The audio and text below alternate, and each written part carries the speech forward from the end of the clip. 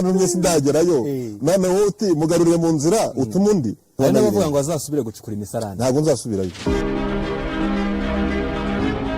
Ku mbuga nkoranyambaga no mu bitangazamakuru byose by'inaha nta yindi nkuru iri kugarukwaho cyane uretse ifungurwa ry'uwahoze ari minisitiri w'urubyiruko n'umuco Bwana Edouard Bamporiki. Uyu mugabo akaba yari afungiye muri gereza ya Mageragere. Murakoze nyakubahwa perezida abanyakubahwa abacamanza, munyemerere nsasiye ko nakiriye impano irengeje itegeko rinyemerera bikambera icyaha bikambera ikosa. Ku itariki 23 z'ukwezi kwa mbere umwaka wa 2023 nibwo urukiko rukuru rwongereye ibihano byari byarahawe uyu Bamporiki Edouard wari n'umunyamabanga wa leta muri Minisiteri y'Urubyiruko n'Umuco. Ibihano by'imyaka 4 urukiko rutegeka ko afungwa imyaka 5 akanatanga ihazabu ya miliyoni 30 z'amafaranga y'u Rwanda.